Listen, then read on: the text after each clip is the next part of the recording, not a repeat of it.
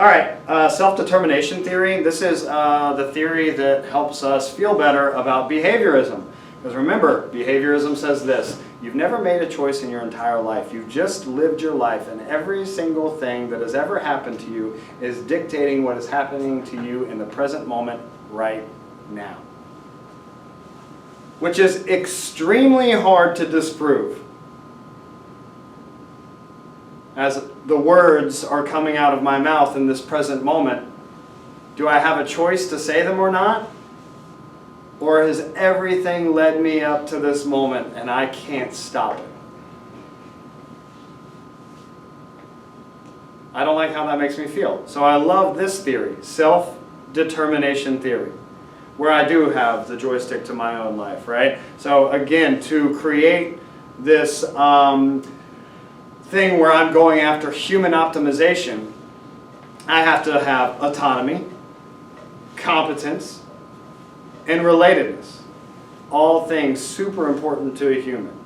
Okay? Remember, we're social animals. Remember, we want to feel able. And we also want to feel like we have the joystick to our own life. So, in a supportive psychological and physical environment, an individual will pursue interests, goals, and relationships that tend to satisfy these psychological needs. Here is self-determination theory in one place. This is fairly recent, right? In the year 2000, when I got my license. All right, intrinsic and extrinsic motivation. I hope you know what this is. Intrinsic, moving you from within. Extrinsic, pulling you from the external world. I always talk about student B and student A. Student B is extrinsically motivated. They're only concerned with GPA and what they can get to get them into college or something like that, which is cool. But then there's student A, which is just solely here to learn because they find it interesting. And honestly, I get a lot of student Bs, and I really try to turn them into student As. The thematic apperception test. Remember this? Yeah, we looked at these images. We wrote little stories. Miss Abraham looking at somebody doing an experiment. This guy farted, and his wife ran out of the room crying, laughing. And then C.J. Tyson.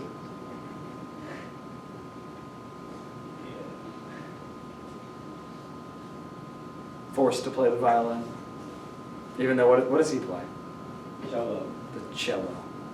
Davey one. You know, everybody creates a story right here like he's being forced to play this. But for some reason, people have a very tough time like understanding what this is. Why? Well, like, what do people say? I don't know. They just like they're confused. Like, what is that?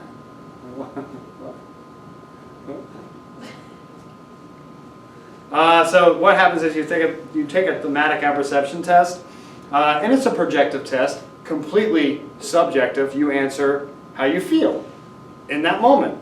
I usually feel pretty humorous, so I always answer with humorous stories. Some people could be depressed and answer with very depressive stories. Excited for life and kind of change it around for that. It is subjective, has crazy bias to the person answering these types of questions, when going through and looking at these photos. It is supposed to release what you're motivated by. Competence motivation, achievement motivation, power motivation, and it's all scored using this thing called, like the unit that they would use. The answer to this test would be the need for achievement score. All right, and you might actually see that. It's the NACH thing right here.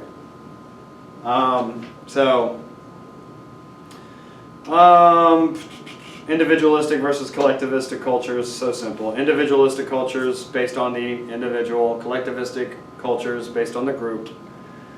Self-efficacy is just confidence. Probably when you get asked about this on the AP exam, it has something to do with a particular task. What's the self-efficacy level of you completing a free throw? Whatever it is. And that's just confidence. And then mastery experiences, again, we've talked about this before, but it's like a challenging task But you have to get through some obstacles, you have to persevere, and then boom, you did it. And then all of a sudden you have this mastery experience, and it actually raises your self-efficacy, which is awesome. Here's the Yerkes-Dodson law that we talked about earlier. Pretty much, again, you have to remember, for a moderately challenging task, the level of arousal that is appropriate for that is low to medium.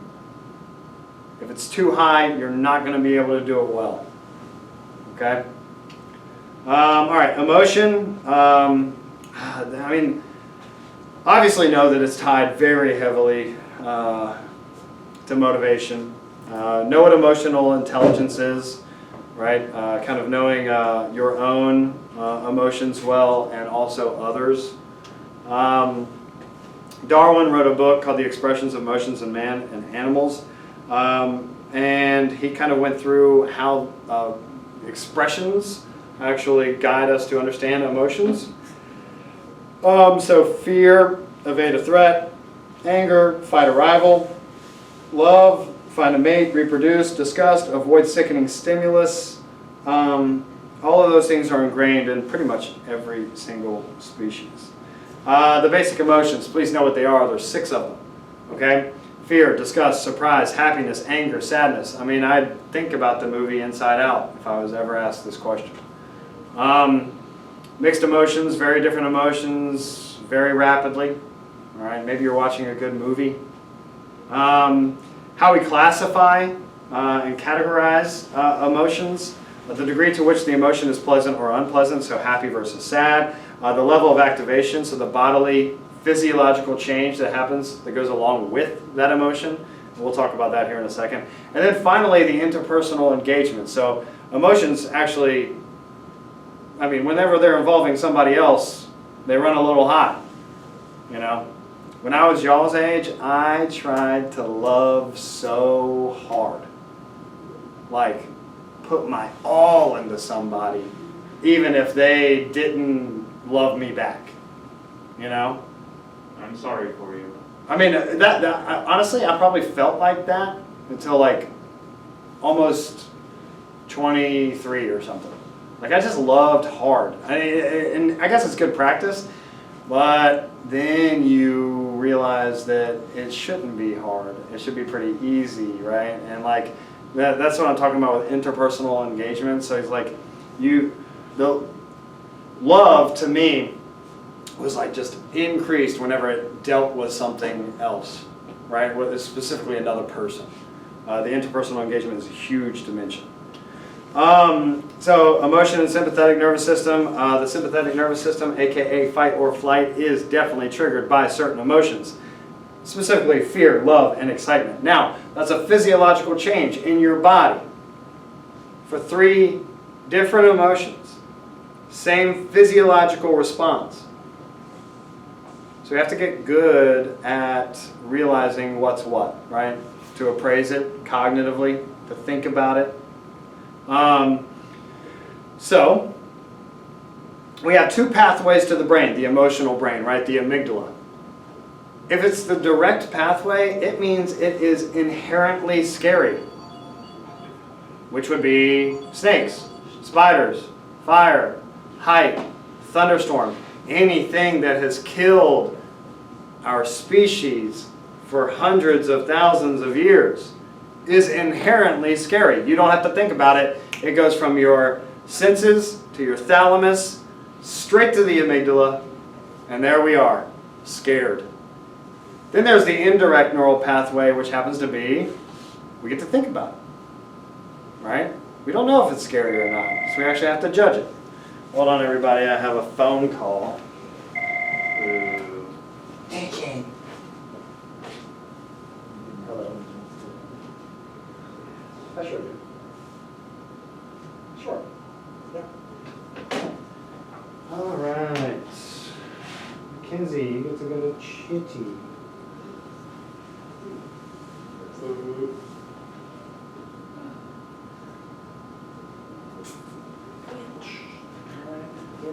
This is really ruining the whole thing. You know what? Whatever. Should I bring my stuff with me? Sorry. Sorry. You can, yeah. 4/22/21. from 514. Signed me. You might want to hop over one of those desks. So you don't have to run into controls. All right, everybody, I'm back.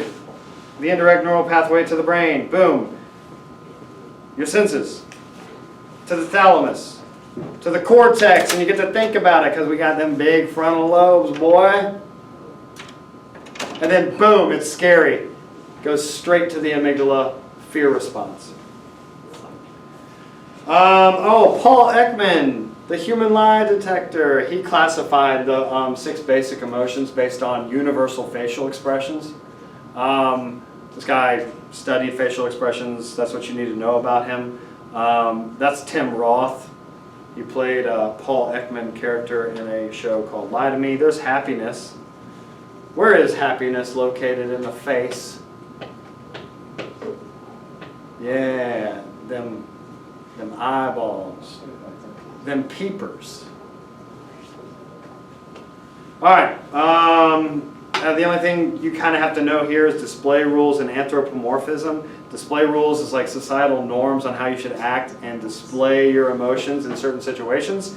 And then anthropomorphism is something that Disney has done to us, which has made us believe that things have human characteristics and motives and emotions, which is false. All right, theories of emotion. We have the James Lange theory of emotion, which is I'm scared because I'm trembling. So the physiological response happens, and then the emotional follow-up, which is probably going to be fear. This is proven via the facial feedback theory. If I sit here and I fake smile for 5 straight minutes, classical conditioning is going to happen. Okay? My body, my brain understands that I am smiling, and when I smile, I release dopamine and norepinephrine, and I feel better, and all that kind of stuff. And so my facial expression is paired with those emotional responses, and if you do it for long enough, boom, you're happy.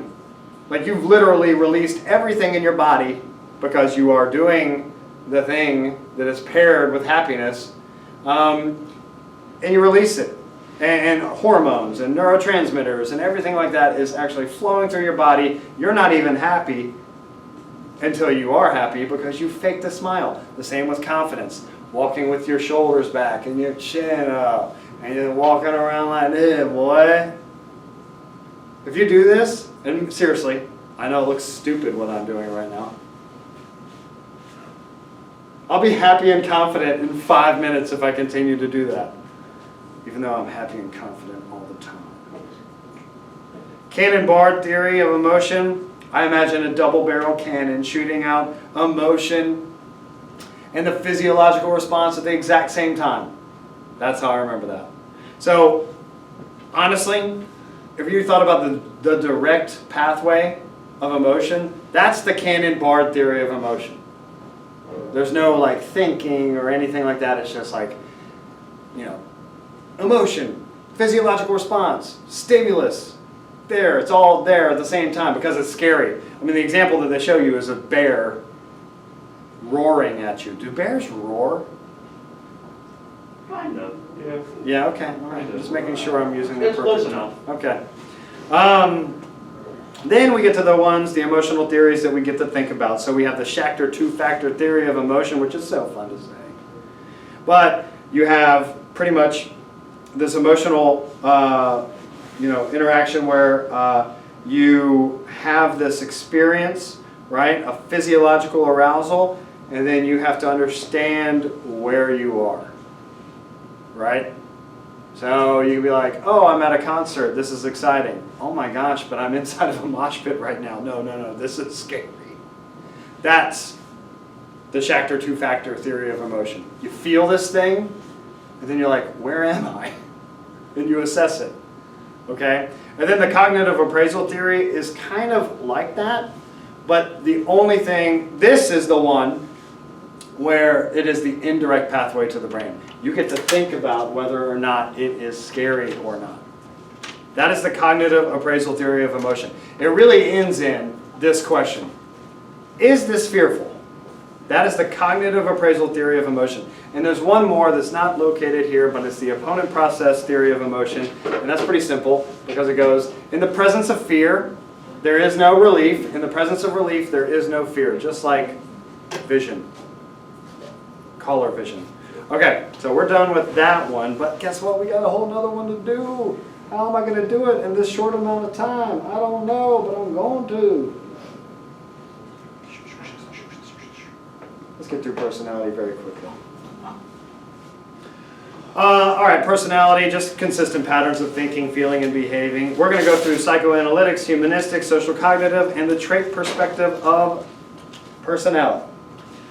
First thing we talk about is Freud. Boo, he's so weird, but he's super influential. And he gave everybody like this crazy weird influence to look into the unconscious drives of the human, which we do know exist. Okay? So, Sigmund Freud, his baby is psychoanalysis, all right? And he uses tons of stuff like free association and all the things I mentioned in the prior unit to understand somebody's unconscious motives and desires, all right? Again, Freud's legacy, super influential, but oddly sexist and addicted to cocaine. So Freud saw personality and behavior as a result of constant interplay among conflicting psychological forces. So he always believes that you're kind of, this is why everybody, Neo-Freudians always talk about conflicts, right, between this and that. And we'll talk about that when we get to development again. But he divides up the mind with 3 levels and 3 parts. The 3 levels are pretty simple. Consciousness, which is I am aware of what is going on right now around me. Pre-consciousness, things that are easily brought back into consciousness. All right? Easily accessible information. And then unconsciousness, the thing that is actually driving us in certain directions. We have no idea what's down there. Okay? And it's huge. It's vast. All right? Then we get into the parts. That was the levels. These are the parts. So the id, the ego, and the superego. The id is based in pleasure, the pleasure principle, right? If it feels good, the id wants it. And that is what the id does. It wants. If the id had its way, you would get everything you wanted immediately. As fast as you possibly can, with no morals and no planning. So it's kind of driven by the life instinct and the death instinct. Life instinct is anything that would give life. So think about like pleasurable things that would give life, aka any sexual activity. Then you think about the death instinct, and that's anything that makes anything that would be aggressive or destructive or self-destructive, but it's pleasurable. So I like to think about drugs when I think about the death instinct. Okay, so if you see any sort of like, question about sexual drive, please understand that's what libido is. And then eros is the life instinct, and thanatos is the death instinct. Infants are all id. Now, how do we get the things that we want? The ego gets us those things. It is the planning portion of the mind. All right, don't get it confused with what you think about yourself. I am actually talking about how to get the things that you want. So the id wants something. The id says, get it to me now. The ego says, no, I'm going to get it to you, but we're going to plan, we're going to play the long game. Okay? So this is partly conscious. It knows reality. The ego understands reality. Okay? But the ego doesn't understand necessarily good and bad. It has no morals. All right? That's when the superego comes in. The superego is that moralistic component of the mind, that parental voice, that highly punitive thing that can make you feel so guilty for so long, even when nobody else in this world knows you've done something wrong. This voice right here can make you feel like crap for weeks, for months, whatever. You can just be there, poking you and prodding you. Feel guilty about this. Why did you do that? But it also guides you. It guides the planning process. It guides your wants. It's all interplaying in the mind, right? The three parts of the mind. That's the superego. Here is everything in one place. What a great image to study for the AP psychology exam right there. Ego defense mechanisms. I'm not going to go through all of them, but know that these are reactions to anxiety, right? How we cope with things. Undoing is pretty easy to understand. When you do something bad to somebody, then you do something good to them too, right? I made up for that. That is a defense mechanism. Displacement. I had a crappy day at work, so I go home and I yell at my dog.